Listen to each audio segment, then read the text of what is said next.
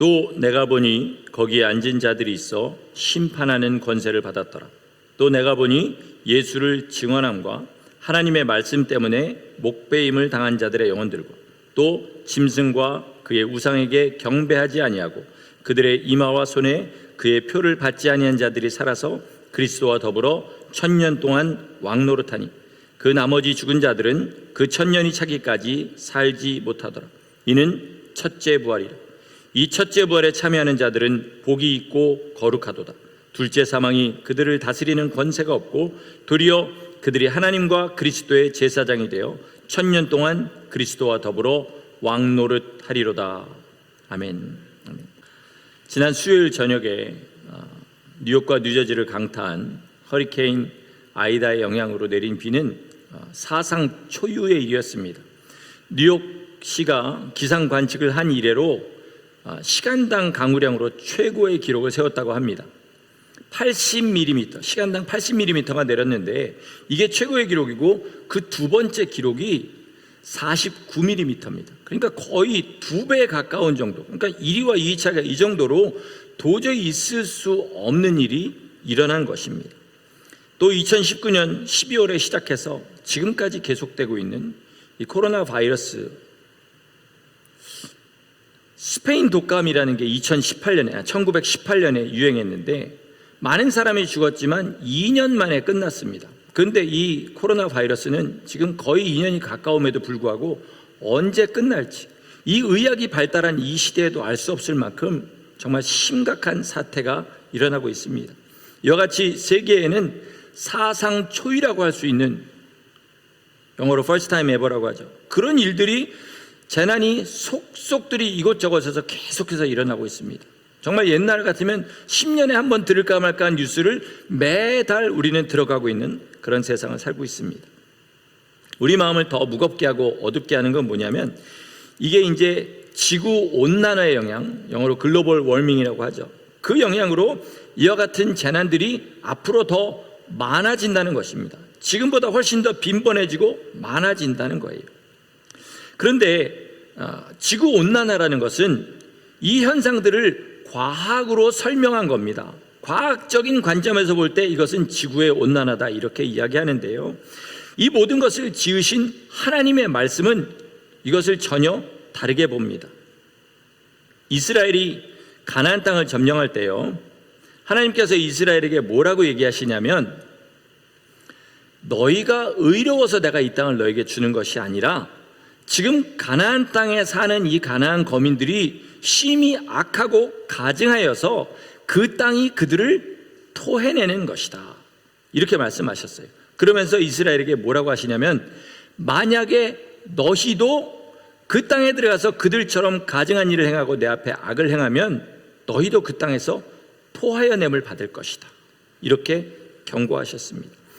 지금 우리가 겪고 있는 이 마지막 때 이 모든 일들은요, 바로 세상이 연합해서 하나님을 대적하기 때문에 온 땅이 사람들을 토해내고 있는 과정이라는 겁니다. 이걸 아셔야 돼요. 왜냐하면 이제는 죄의 문제가 개인의 문제를 넘어서서 나라가 연합해서 주님을 대적하는 지경에 이르렀습니다. 대표적인 게 동성결혼이죠. 동성연애라는 게 30년 전만 하더라도 그냥 개인의 문제였어요. 개인의 죄였습니다. 그런데 20몇 년 전부터 이제 유럽의 어느 나라부터 하나씩 동성 결혼을 합법화하더니 급기야는 미국도 몇 년 전에 동성 결혼을 합법화했습니다. 나라가 비록 사람들이 다 동성 연애를 하지 않는다 할지라도 합력해서 마음을 합쳐서 우리는 동성의 결혼이 괜찮다라고 세상에 선포하는 거예요. 하나님을 집단으로 대적하는 거죠. 그래서 어떻게 됩니까? 이런 죄로 말미암아 사람들이 땅에서 토해냄을 받아서 온 땅의 모든 사람들을 토해내면 그거를 성경적인 표현으로 뭐라 그러냐면 종말이다, 이렇게 얘기하는 거예요. 이 일은 반드시 이루어질 겁니다.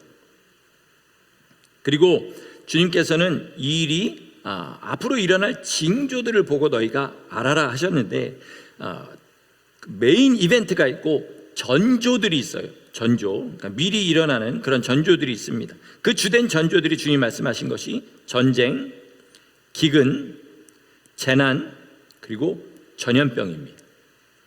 전쟁과 기근은 여지껏 계속해서 있어 왔죠. 재난은 여러분 아시지만 지금처럼 빈번하게 일어나는 때가 역사상에 없었습니다. 있었다 할지라도 지금처럼 미디어를 통해서 재난이 일어나는 것들을 소문과 소문으로 바로바로 듣게 되는 시대는 여지껏 없었어요. 그리고 이처럼 전 세계를 덮은 그런 전염병도 없었습니다. 그러니까 이미 전조는 시작되었습니다. 그래서 오늘은 이제 마지막 때의 징조 중에서 분명한 것들을 가지고 말씀을 좀 나누려고 하는데, 모든 것들을 다 할 수 없기 때문에 오늘은 주로 짐승의 표에 관한 이야기를 좀 하려고 합니다. 본론으로 들어가기 전에 제가 여러분께 부탁드리고 싶은 게 있습니다.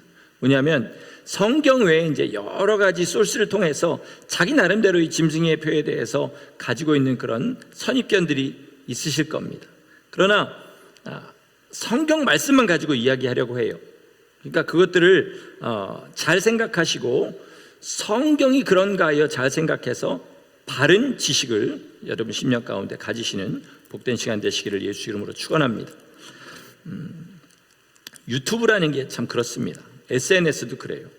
사람과 사람으로 얘기하면 별로 나한테 와닿지 않을 말이요, 그냥 핸드폰, 스마트폰으로 찍어가지고 유튜브에 올리면 이상하게 그때부터 공신력이 있는 얘기처럼 그렇게 들립니다.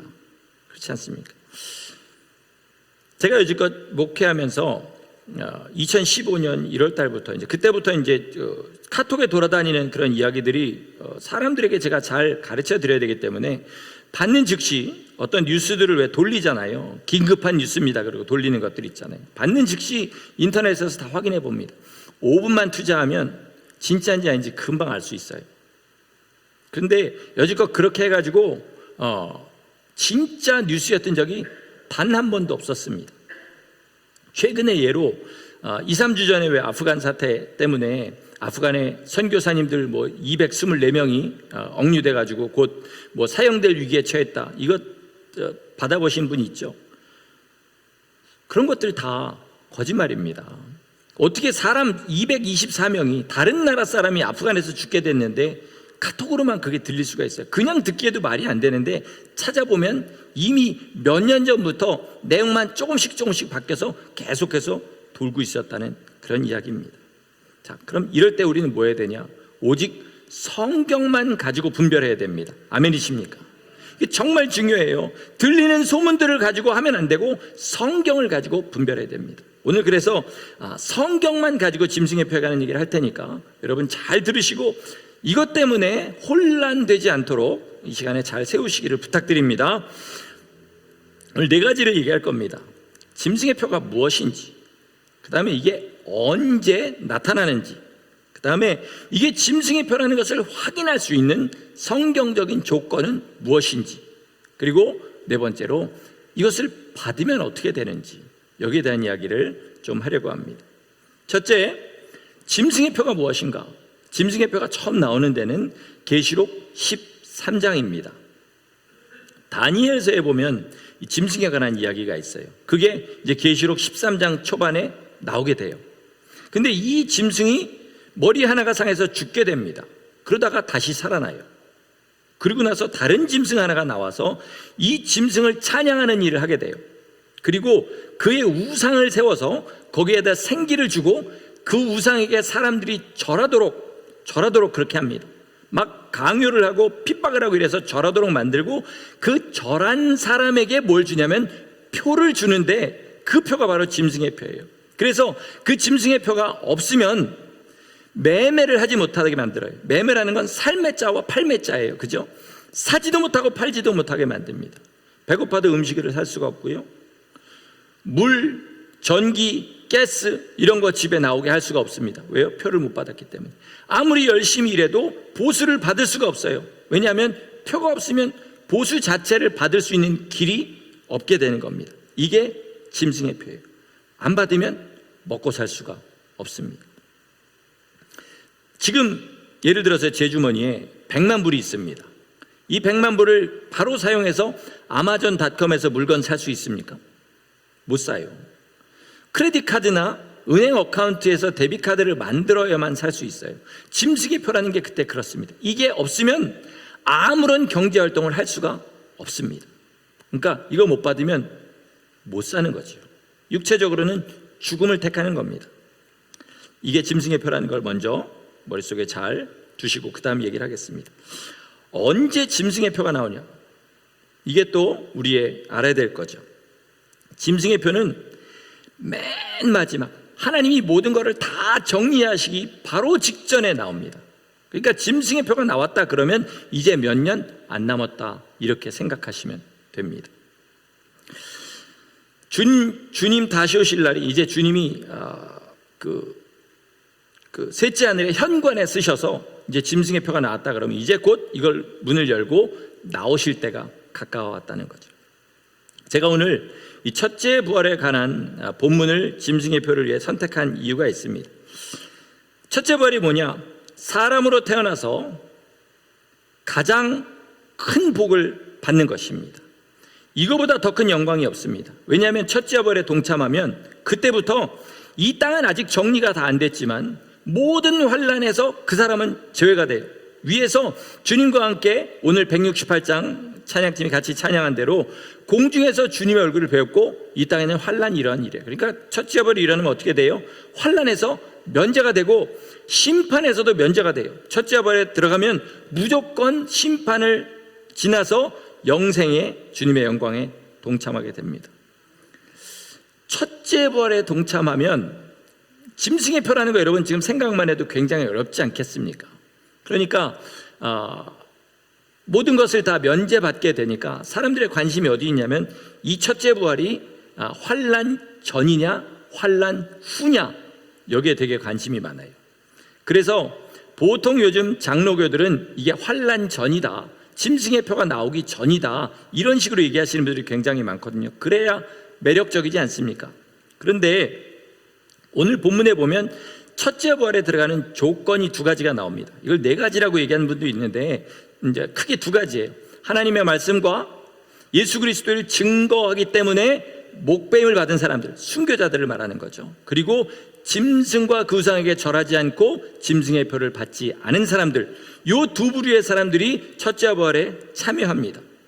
자, 첫 번째 조건은 우리 다음 주에 같이 나누기로 하겠고 두 번째 조건을 보시죠. 첫째 부활에 들어가는 조건이 짐승에게 절하지 않고 짐승의 표를 받지 않는 거예요. 그러면 첫째 부활 전에 짐승의 표가 나옵니까? 나중에 나옵니까?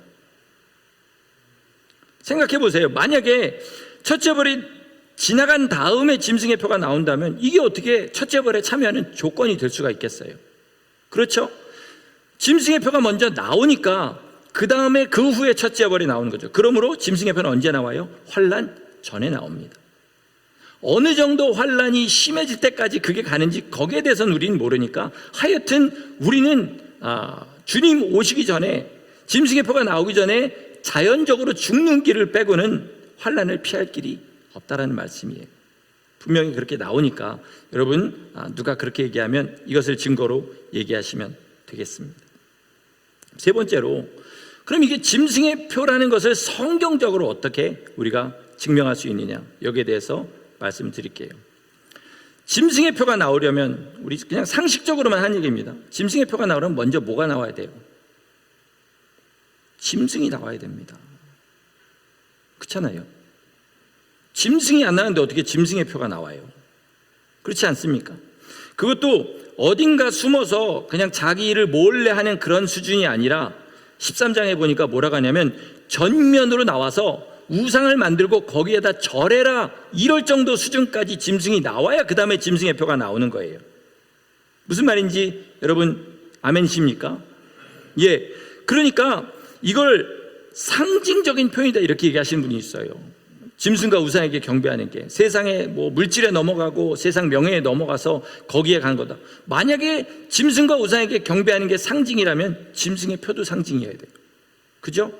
이거는 상징이고 이건 진짜다 이렇게 얘기하는 앞뒤가 맞지 않는 거예요. 그러니까 짐승이 나와서 우상에게 경배하는 일이 있어야 그 다음에 짐승의 표가 나온다는 말입니다. 짐승이 나오려면 무슨 일이 있어야 되냐면요, 이스라엘에 성전이 지어져야 됩니다.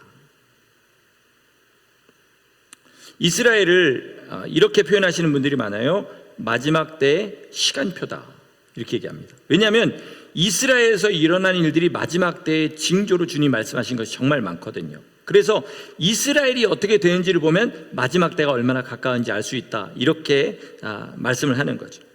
자, 마태복음 24장 15절 말씀 제가 읽겠습니다. 눈으로 따라오시기 바랍니다.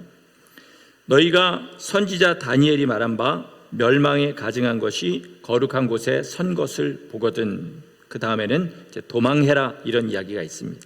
데살로니가후서 2장 3절, 이 말을 바울이 좀 더 자세히 푸른 말입니다. 누가 어떻게 하여도 너희가 미혹되지 말라. 먼저 배교하는 일이 있고 저 불법의 사람 곧 멸망의 아들이 나타나기 전에는 그날이 이르지 아니하리니 그는 대적하는 자라 신이라 불리는 모든 것과 숭배함을 받는 것 위에 대항하여 그 위에 자기를 높이고 하나님의 성전에 앉아 자기를 하나님이라고 내세우느니라. 이게 적그리스도 짐승이에요. 근데 예수님도 그러고 바울도 그럽니다. 이게 어디에 선다고요? 거룩한 곳 성전에 선다, 이렇게 얘기합니다. 우리가 보통 성전이라 그러면 어느 어떤 큰 교회에 나타난다는 뜻이 아니겠냐, 이렇게 생각하는데 이 성전이라는 단어, 헬라어 단어는 나아스라는 단어로 이거는 the temple이에요. 다시 말해서 이스라엘의 예루살렘에 있는 바로 그 성전을 지칭하는 말입니다. 이 말은 거기에 밖에는 쓰지 않는 말이에요. 그러니까 예루살렘 성전이 있어야 뭐가 나와요? 적그리스도가 나오게 됩니다. 예루살렘 성전은 맨 처음에 누가 지었습니까? 솔로몬이 지었어요. 이걸 제1성전이다, 이렇게 얘기합니다. 그런데 바벨론 침공 때 유다가 멸망하면서 그때 바벨론 사람들이 성전을 완전히 무너뜨려 버리고 그 안에 있는 기구들을 다 가져가 버립니다. 그러다가 70년 후에 다니엘에게 주신 예언대로 70년 후에 바벨론이 멸망하고 페르시아 제국이 들어섰는데 그 왕 고레스가 너희들은 가서 이제 성전을 다시 지어라 라는 명령을 해서 그가 가져갔던 그런 물건들을 가지고 가서 다시 성전을 짓는데 이거를 제2성전이라고 그래요. 스룹바벨 성전이라고도 합니다. 이게 예수님 오실 때까지 있었어요. 헤롯이 그거를 다시 증축하고 보수해서 헤롯 성전이라고 하지만 뼈대는 뭐냐면 제2성전이에요.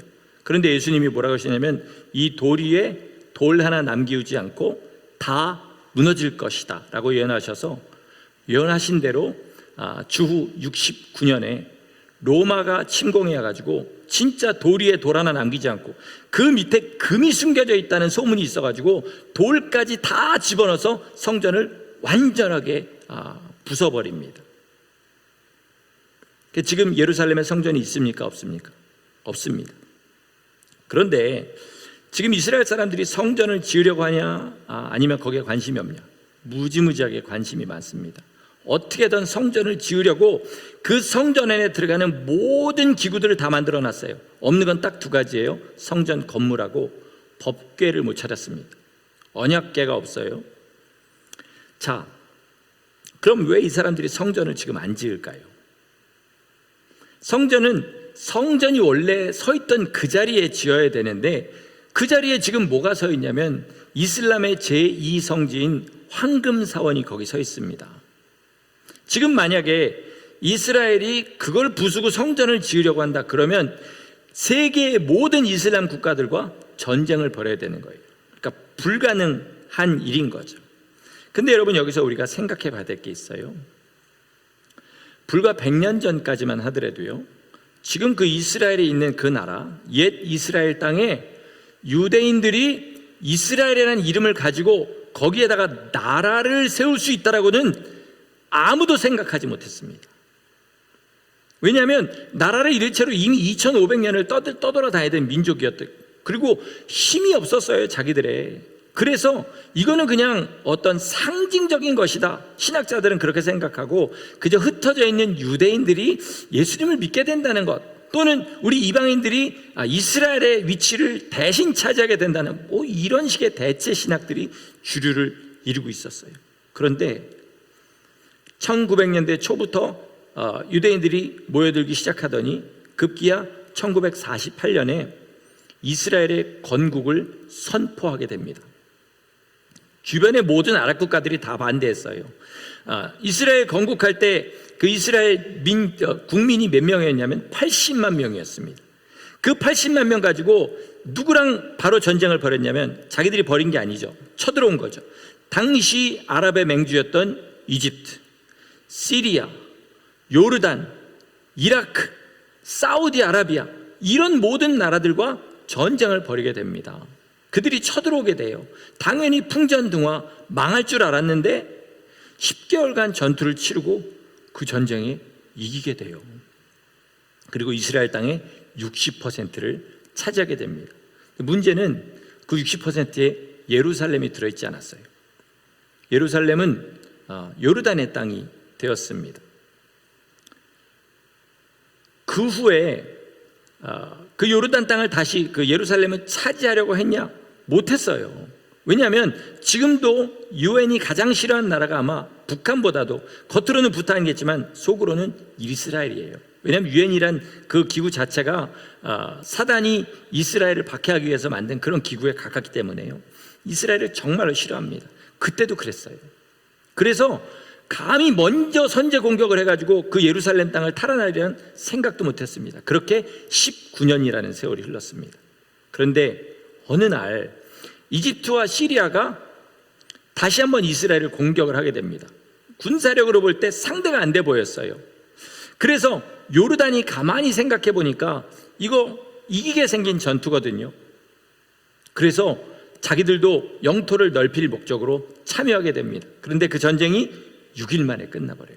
이스라엘의 승리로. 말도 안 되는 이스라엘 승리로 끝나버리고, 요르단은 어떻게 됩니까? 결국은 예루살렘을 뺏기게 돼요.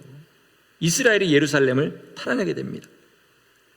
제가 지금 하려는 말은 이겁니다. 이스라엘이라는 나라가 그 땅에 서리라는 것도 아무도 생각조차 못하는, 가당치도 않은 일이었어요. 예루살렘을 다시 탈환하는 것도 이스라엘의 입장에서는 할 수 없는 일이었어요. 근데 먼저 들어오는 바람에 그렇게 됐습니다. 자, 이걸 누가 하셨습니까? 하나님이 하셨어요. 왜? 약속하셨기 때문에. 이게 그때 돼가는 과정을 봐서 하나님이 이때쯤 이렇게 하신 게 아니라, 하나님이 신명기 30장에서부터 모든 선지서에 이르기까지 너희가 그 땅으로 돌아가게 될 것이고 예루살렘을 다시 차지하게 될 것이라고 약속하신 거예요. 거기에 성전을 다시 짓겠다는 약속이 있을까요, 없을까요? 있습니다. 그렇기 때문에 성전은 곧 다시 지어지게 됩니다.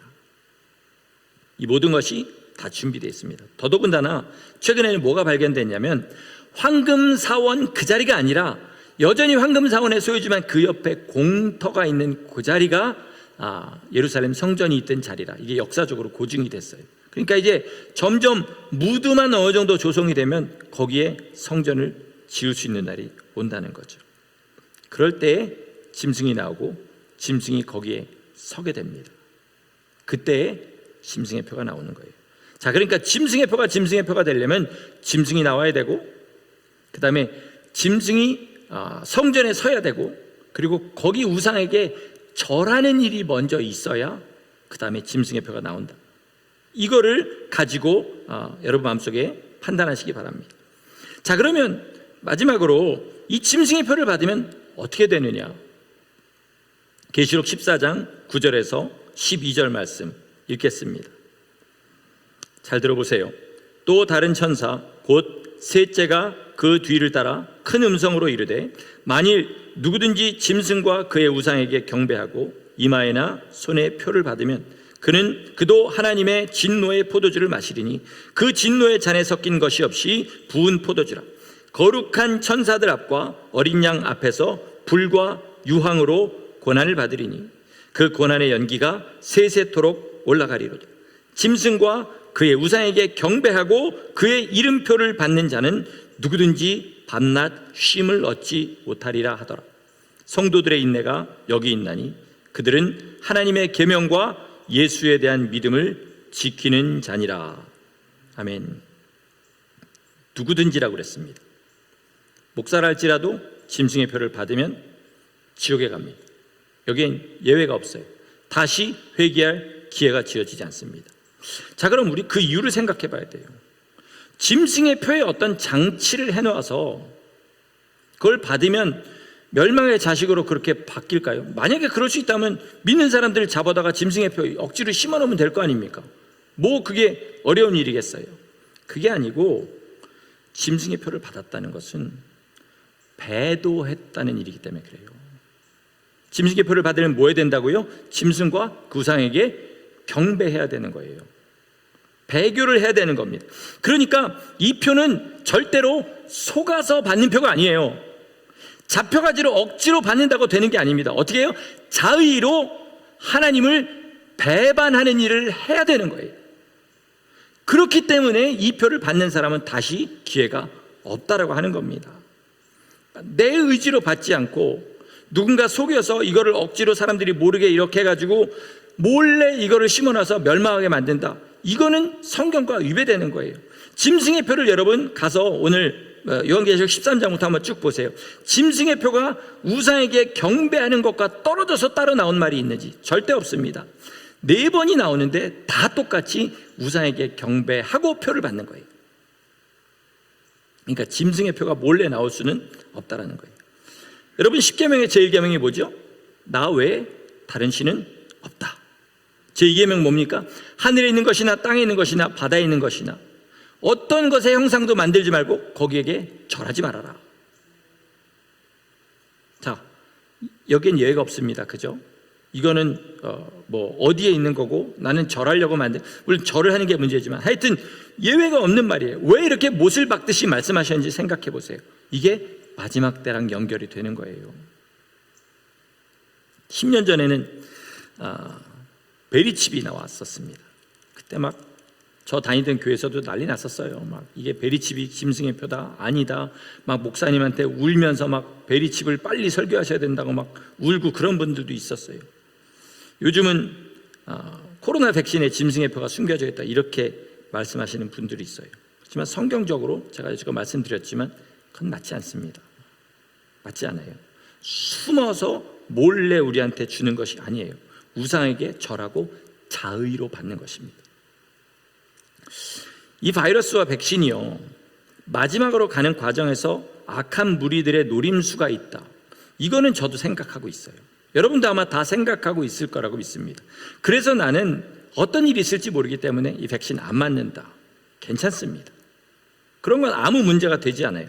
또 아직 나는 백신을 신뢰할 수가 없다. 이거 맞으면 뭐 유전자가 변형된다든지 이런 게 아직 과학적으로 증명된 게 없기 때문에 나는 못 맞는다. 괜찮습니다. 그렇게 계속 하셔도 됩니다. 그러나 이게 짐승의 표와는 상관이 없습니다. 절대로 없어요. 뭐 이 백신이 뭐 060606 있어서 666이다 이런 이야기들도 많이 하셔요. 근데 060606이지 666이 아니잖아요. 성경에 뭐라 그러면 이 수를 세어보라 이렇게 했어요. 6자가 3개라는 뜻이 아니라 666이라고 분명히 얘기했어요. 무슨 말인지 아시죠? 이거 줄여서 666, 666 하다 보니까 6자만 보면 우리는 막 노이로제가 생기죠. 그런데 주님의 말씀은요, 그 수를 세어보라 666이라 이렇게 얘기하는 거예요. 제가 하려는 말은 뭐냐면요, 우리가 예수님의 피로 구원을 받고 천국을 사모하고 첫째 부활에 들어가려는 소망이 있고 나 예수님 사랑하고 예수님 뜻대로 사는 게 나의 소원이고 어떻게 됐건 이사님 내가 부족하지만 내 삶을 주님 뜻대로 주님 앞에 드리는 게 나의 정말 소원이라면 그 사람이 속아서 짐승의 표를 받도록 하나님이 하시지 않는다는 겁니다. 오늘 찬양, 하나님은 너를 지키시는 자, 너의 우편에 끈을 떼시고 낮의 해와 밤의 달이 너를 상치 못하게 하신 하나님이 왜 속아서 그런 거를 받게 만드시냐는 거죠. 그러면 여러분 심령에 뭐를 확인하셔야 되냐면 나 정말 주님 사랑하는가? 나 정말 주님의 십자가를 믿고 주님 뜻대로 살아가는 게 나의 소원인가? 그리고 부족하지만 첫째 벌을 향하여 주님의 영광스러운 그거에 동참하기 위해서 걸어가는 것이 나의 소원인가? 이거를 확인하시기 바랍니다. 이게 마지막 때를 이기는 길입니다. 위조 지폐를 감별하는 사람들이 옛날에 있었다고 합니다. 요즘은 있는지 좀 잘 모르겠어요. 그 사람들이 훈련하는 방법은요, 여러 가지 위조 지폐들을 보고 이렇게 만져보고 위조 지폐는 이런 거구나 라고 하는 게 아니라요, 주구장창 날마다 진짜만 세는 거예요. 날마다 진짜만. 그게 어느 정도 되면 어느 순간에 손가락에 가짜가 딱 잡히면 가짜인 줄 알게 되는 거예요. 그럼 우리가 마지막 때를 이기는 방법은 뭐예요? 어디 가짜가 나올까 막 계속 그것 돌아보는 겁니까? 아니면 진짜에 나의 모든 것을 다 드리는 겁니까? 성경이 진짜입니다. 여러분, 성경 외에 다른 것에 내 마음을 두지 마시고요, 뭔가 안 좋은 것이 나온 것 같다, 이게 뭐 이상한 것 같다, 그러면 성경을 가지고 이런 식으로 하나씩 따져보시기 바랍니다. 그리고 이게 안 된다 싶으면, 그래서 목사가 있는 거 아니겠습니까? 저한테 전화하시거나 찾아오셔서 물어보시면 제가 아는 한 대답해드리고 모르는 건 모른다고 말씀드리겠습니다. 여러분, 짐승의 표가 나오면 중요한 건 절대 받아서는 안 됩니다. 굶어 죽고 고문당해서 죽을지언정 짐승의 표를 받으면 영원히 고통받게 됩니다. 그러니까 그거는 아시고, 짐승의 표라는 게 분명히 확인되었을 때는 목숨 걸고 받지 마시기를 바랍니다. 그때가 되면요, 주류의 교회들, 지금 이 인본주의적 교회들은 이거 짐승의 표 아니라고 분명히 속일 겁니다. 믿지 마시고 우상이 나오고 거기에 경배하고 표를 받아야 되는 그 상황이 되면 목숨 걸고 받지 마시고요, 그때까지는 뭐 하셔야 되냐면 주의 말씀대로 살고 십자가 지고 주의 뒤에 따라가고 나를 부인하고 주님 뜻대로 사셔야 됩니다. 이것만이 마지막 때에 우리를 이기게 할 겁니다. 이걸 못하면 어차피 짐승의 표 안 받아도 그거 못 받습니다. 하나님 나라 못 들어가요. 그러니까 온 힘을 다해서 주의 말씀에 집중하고 순종하고 나를 부인하고 십자가 지고 그 길 따라가서 반드시 첫째 벌에 들어가서 영원한 영광에 들어가시기를 예수 이름으로 간절히 축원합니다. 아멘. 기도하시겠습니다.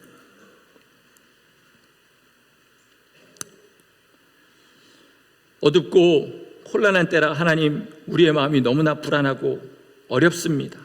그럴 때 말씀을 보게 하시고 내가 너희와 함께하리라, 세상 끝날까지 너희를 지키리라, 낮의 해와 밤의 달이 너를 상치 못하게 하리라는 주의 말씀이 우리의 심령에 믿음 되게 하여 주시옵소서. 흔들리지 않고 예수님께서 나를 사랑하셔서 피 흘리신 그 십자가를 바라볼 때마다 마음에 평안이 있게 하시고 주님 뜻대로 살고자 하는 마음 우리 심령 가운데 올라오게 하심으로 끝까지 좌로나 우로나 치우치지 않고 직진하여 생명의 길 걸어가게 하여 주시옵소서. 그것이 우리의 전부 되기를 간절히 소원하옵고 예수 그리스도 이름으로 감사하며 기도드렸습니다. 아멘.